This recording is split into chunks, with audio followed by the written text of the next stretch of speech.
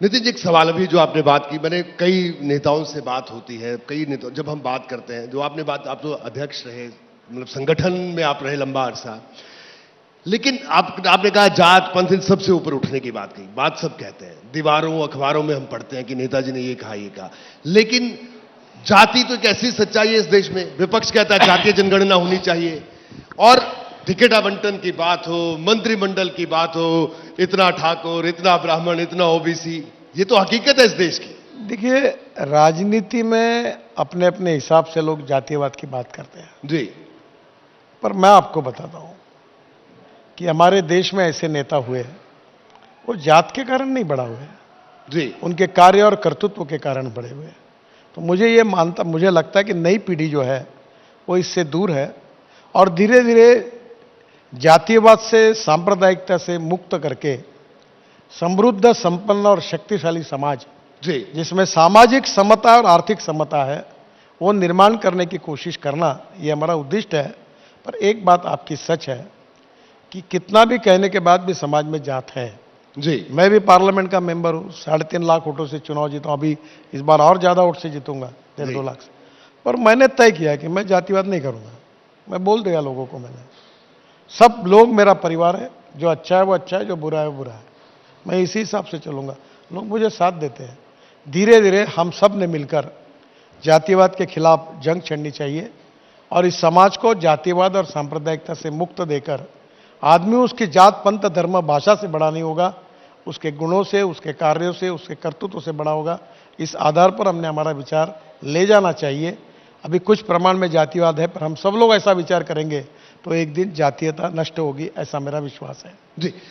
गडकरी जी, देखिए, जाति की बात हो रही है, आरक्षण, महाराष्ट्र में भी आंदोलन हो रहा है आरक्षण को लेकर, क्या कहेंगे आप उस पर? देखिए, सामाजिक, आर्थिक और शैक्षिक जो पिछड़े हुए लोग हैं उनको आरक्षण देना, यह सामाजिक समता के दृष्टिकोण में उचित ही है। पर अभी कभी कभी ये मुद्दा आता है कि भाई हमारे संविधान में आरक्षण कितना होगा ये भी लिखा हुआ है जी, और 100% आरक्षण है ना, किसी को आरक्षण नहीं। तो ये मुद्दा जो है राजनीतिक विवाद का है। जो समाज में शोषित, पीड़ित, दलित है उनको तो मिलना चाहिए, पर धीरे धीरे हमारी प्रगति और विकास करने के लिए हमें एक्सपोर्ट को बढ़ाना होगा, उद्योग व्यापार को बढ़ाना होगा और यहाँ रोजगार नए निर्माण करने होंगे। जी। Educational institution, IIT, engineering colleges, medical college निर्माण करने होंगे। हमारे बच्चे हिंदुस्तान, वर्ल्ड में जाकर सॉफ्टवेयर इंजीनियर करके नाम कमा रहे हैं। हमारे डॉक्टर अमेरिका में 10 में से 6 डॉक्टर भारतीय है, यूके में हमारे डॉक्टर 10 में से 5-6 हमारे भारतीय है। हमारे पास दुनिया में जाकर हम अपने ज्ञान के आधार पर जी यश मिला सकते हैं। हमें समाज को ऐसी दिशा देनी चाहिए जिससे हमारे देश का कल्याण होगा। नितिन जी, जब आप अपने छात्र जीवन में विद्यार्थी परिषद से जुड़े तो तभी आपने तय कर लिया था कि आपको राजनीति में जाना है, या ये यहां तक की जो यात्रा है इसके बारे में चाहूंगा जरूर। यहां बड़े सारे यंगस्टर्स भी बैठे हैं और स्टूडेंट पॉलिटिक्स में आप गए, तो क्या ये सोचा था कि हाँ आगे जाना है, इसी दिशा में आगे बढ़ना है? मैं 75 में, या सपना कुछ और था? नहीं, मैं 75 में HSC में था जी। तो इमरजेंसी लग गई जी। तब मैं संघ का स्वयंसेवक था, तो मैं इमरजेंसी के खिलाफ लग गया जयप्रकाश जी के आंदोलन में। जी। तो मेरे को 11वीं में परसेंटेज 52% ही मिले। जी। तो जनरली फर्स्ट क्लास मिलता था। जी। तो मैं साइंस में 49.26% मिले, तो I was disqualified for engineering admission. आप लोग मुझे बोलते कि मैं बहुत बड़ा इंजीनियर हूं जी, पर मुझे इंजीनियरिंग की कॉलेज में एडमिशन नहीं मिल पाया। अब 7 डॉक्टरेट्स मिली मेरे को।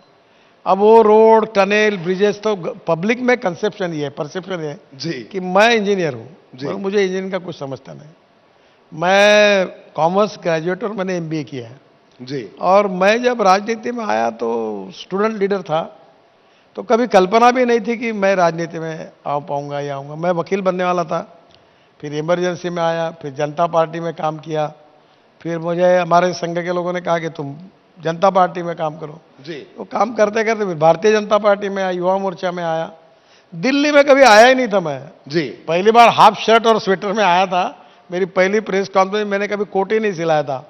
तो रविशंकर प्रसाद ने, उस समय एक सिक्योरिटी गार्ड था, मेरा वजन उस समय बहुत बड़ा था, जी। तो उसका कोट निकाल के मुझे दिया और मेरी प्रेस कॉन्फ्रेंस पहली हुई थी बीजेपी प्रेसिडेंट की, तो वो कोट मैंने उसका पहना था। जब आप अध्यक्ष थे? हाँ, तो मैं कभी दिल्ली को फैमिलियर भी नहीं हूँ, मैंने कभी अपना बायोडाटा दिया नहीं किसी को, जी। मैं कुछ मांगने के लिए किसी के पास गया हूँ।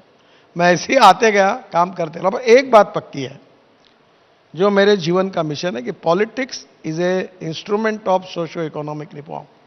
इस देश में गांव, गरीब, मजदूर, किसान और देश के लिए मुझे काम करना है, अपना घर परिवार संभाल के जी। और मैं इसी आधार पर काम करता हूँ। जैसे ही घड़ी का काटा दोपहर 2:30 पे आए, बबीता जी का दिल सास बहू साजिश के लिए मचल जाए। और ये है इनकी बहू, पूरे दिन ऑफिस की टेंशन हो जाए गॉन जब ये करें अपना फेवरेट शो फ्री टाइम पे ऑन। इनकी तरह आप भी देखिए अपना फेवरेट शो अपने टाइम पर और डाउनलोड कीजिए एबीपी लाइव ऐप अपने स्मार्ट टीवी पर।